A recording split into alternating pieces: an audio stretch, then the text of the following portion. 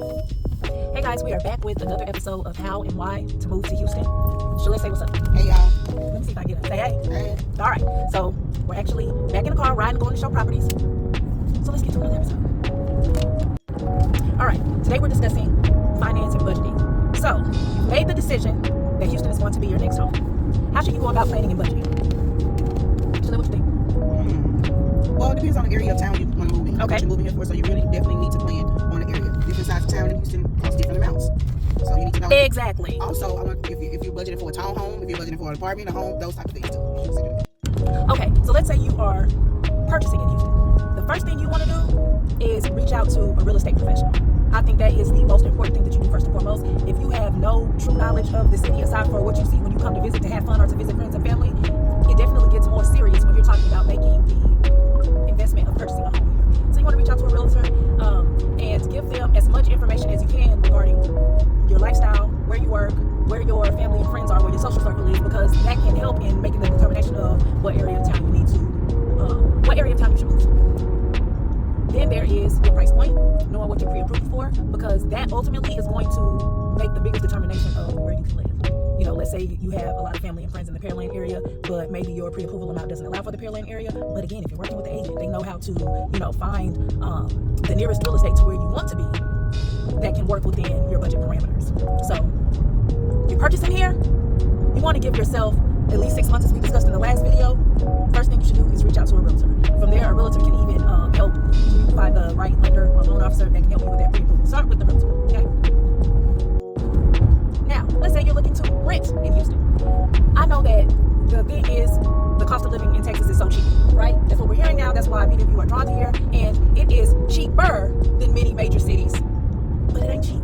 So I hear a lot of people complain on TikTok and other social media platforms that Houston is expensive. And I guess in essence it could be if you didn't do your research. But I think that's the most important part here. You want to research the cost of living for whatever area of town you're on. If you're going to be leasing an apartment, what amenities, what are your must-haves in that apartment, right? Because different areas of town yield a different price in rent. And the trend these days is the luxury apartments with tons of amenities. That comes at a cost. And if you think that you're going to be able to rent a nice luxury apartment, one bedroom for $800 to $1,000, no. So that's why I see so many of you complaining about, being in apartments that are rat infested or having slumlords. And it's just like, did you take the time to research where you're laying your head at before you actually come here? Did you read Google reviews? Did you come and tour the apartment in person before actually coming? Did you try to find anyone who currently is living in the complex and see what their experiences are?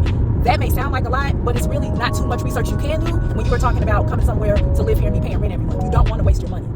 And you also don't want to move to an area that you're not necessarily familiar with and then find out that you're living in the hood. Your experience moving to Houston is going to be piss poor if you end up living in a less desirable location or a less safe location than someone who actually took the time to do their proper planning and research. So I know I mentioned that if you are moving to purchase, you definitely need to reach out to a realtor. But even if you're leasing, you really should reach out to a realtor as well, because they're going to have more knowledge and experience and be able to guide you in the best possible direction. So just keep that in mind, guys. You want to have some amount of savings in the bank. I would say, to be safe, 3 to 6 months.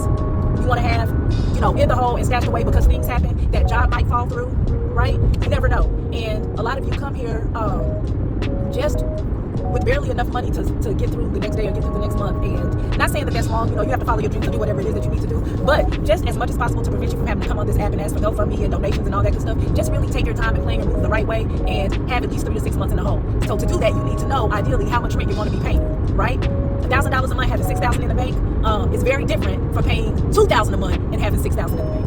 So you want to have at least the best idea of possible as what the place that you're going to be renting will yield you per month. And again, that really, really depends on the location in which you are wishing to live here, okay? So that is our discussion for today.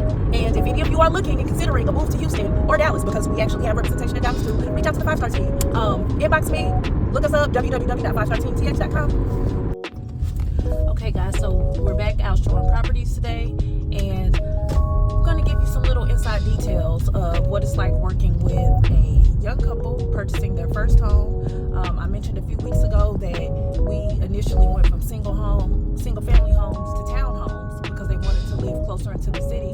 But after having a conversation with the lender and discussing the monthly fees that many townhomes and condos have, we've opted to go back the single family route. It's just going to allow for more budget. So that's something to consider. I'll go into another video later in more detail about townhomes and condos versus single family, and why one may consider just to purchase a single family home. But that's it. We'll be back with more.